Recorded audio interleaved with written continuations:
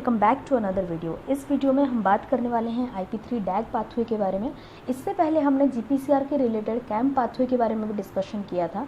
अगर आपने उस वीडियो को नहीं देखा है तो ज़रूर देखिए, लिंक डिस्क्रिप्शन बॉक्स में दिया हुआ है। तो शुरू करते हैं GPCR पाथवे एंड IP3 डैग किस तरह से रिलेटेड है।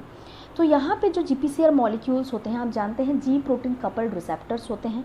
ये ट्रांसमेम्ब्रेन प्रोटीन्स होते हैं, 7 पास ट्रांसमेम्ब्रेन प्रोटीन है, हेलिकल ट्रांसमेम्ब्रेन प्रोटीन्स होते हैं।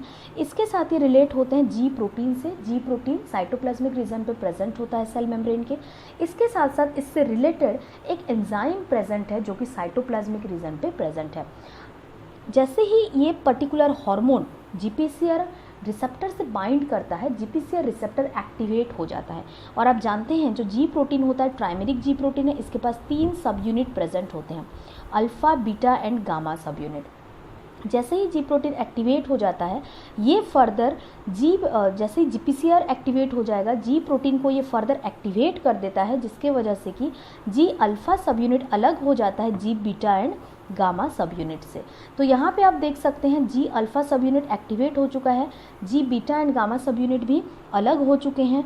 और ये एक्टिवेटेड G अल्फा सब यूनिट अब साइटोसोलिक रीजन पे जो एंजाइम प्रेजेंट है उसको फर्दर एक्टिवेट करेगा और सेल में एक सेकेंडरी मैसेंजर का जनरेशन होगा और वो सेकेंडरी मैसेंजर आगे चल के जीन ट्रांसक्रिप्शन या किसी प्रोटीन काइनेस का मदद करेगा। सो ये एक ओवरव्यू है GPCR का, जिसके बारे में कि हमने पिछले वीडियो में भी डिस्कशन कर लिया था। तो चलिए यहाँ पे देखते हैं कि IP3 डैग जो दोनों ही सेकेंडरी मैसेंजर हैं, ये किस तरह से सेल में फॉर्मेशन होते हैं और ये किस तरह के काम करते हैं सेल के अंदर।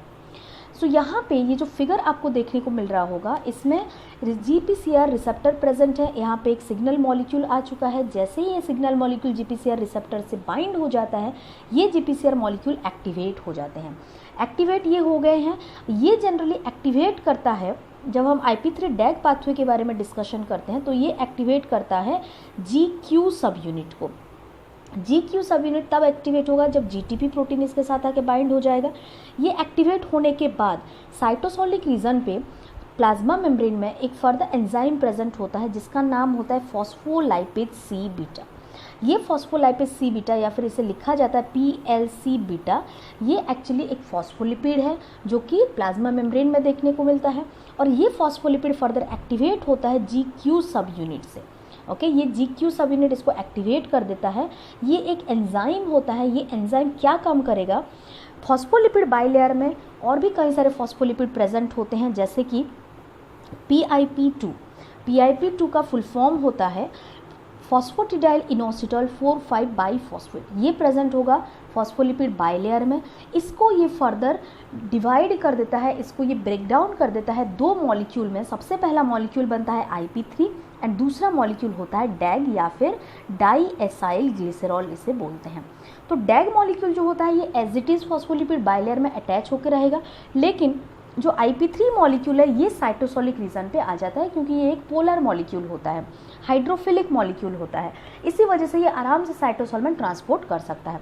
सो यहाँ पे जो 2 मॉलिक्यूल का जनरेशन हुआ, डैग एंड IP3, ये दोनों ही सेकेंडरी मैसेंजर हैं। जैसे कि हमने देखा था, कोई भी सिग्नल मॉलिक्यूल जब हाइड्रोफिलिक होता है या फिर लार्ज मॉलिक्यूल्स होते हैं जो अपना सिग्नल डायरेक्टली के न्यूक्लियस के अंदर नहीं लेकर जा सकते, साइटोप्लाज्म के अंदर एंटर नहीं कर सकते, तो वो सेकेंडरी मैसेंजर का जनरेशन करते हैं।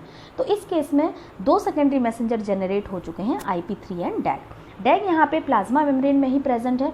IP3 मॉलिक्यूल जो कि एक पोलर मॉलिक्यूल है, हाइड्रोफिलिक मॉलिक्यूल है, ये साइटोप्लाज्मिक रीजन पे आ चुका है।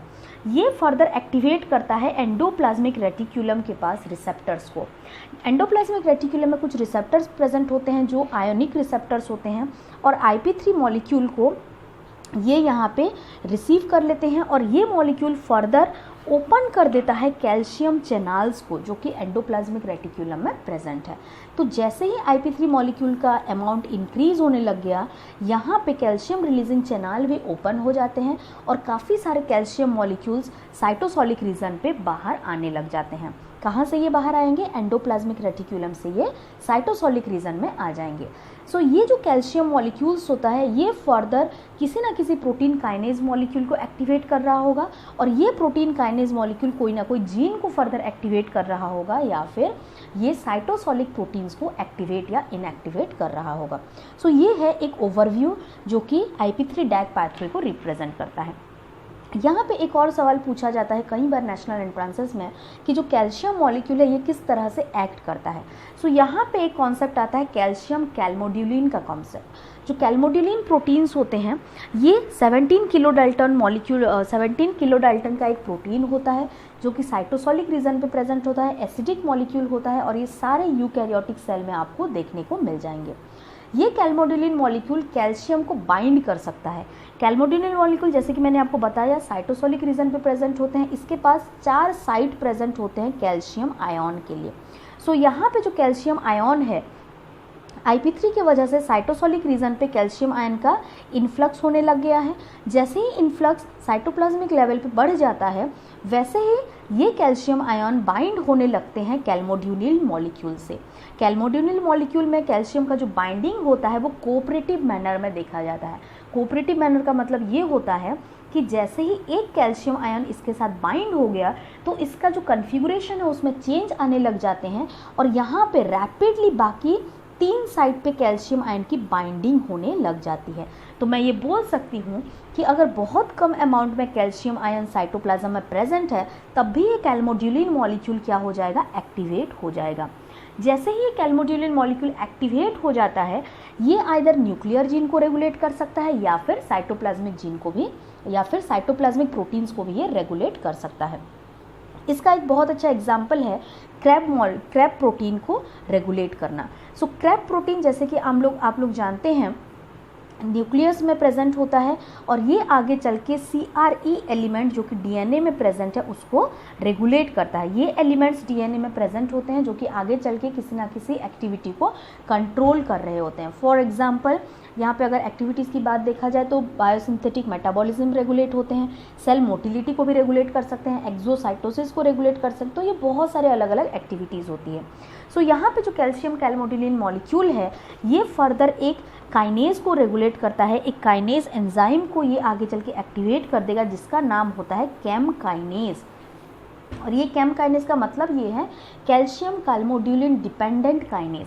मतलब ये काइनेज मॉलिक्यूल तब एक्टिवेट हो जाएगा जब कैल्शियम और कैल्मोड्यूलिन एक साथ जुड़े होंगे, तो ये कैम काइनेज को एक्टिवेट कर देता है। और ये कैम काइनेज आगे चल के न्यूक्लियस के अंदर एक प्रोटीन है जिसका नाम है क्रैब प्रोटीन, इसी क्रैब प्रोटीन को ये एक्टिवेट कर देगा। और ये क्रैब प्रोटीन आगे चल के CRE जीन के साथ बाइंड हो जाता है क्योंकि ये एक ट्रांसक्रिप्शन फैक्टर है, और तब जाके CRE जीन से ट्रांसक्रिप्शन होने लग जाता है। सो ये था IP3 एंड डैग पाथवे, किस तरह से IP3 कैल्शियम को रेगुलेट कर रहा है, एंड आगे चल के जो कैल्शियम मॉलिक्यूल्स हैं किस तरह से जीन के एक्सप्रेशन को रेगुलेट कर रहे हैं उसके बारे में डिटेल में था। सो अगर आपको वीडियो अच्छा लगा तो डेफिनेटली लाइक करिए, चैनल को सब्सक्राइब करिए सो दैट कि आगे भी बहुत सारे वीडियोज़ आप देख सकें, अपडेट्स रह सकें। So thank you very much for watching this lecture and stay tuned for the next update.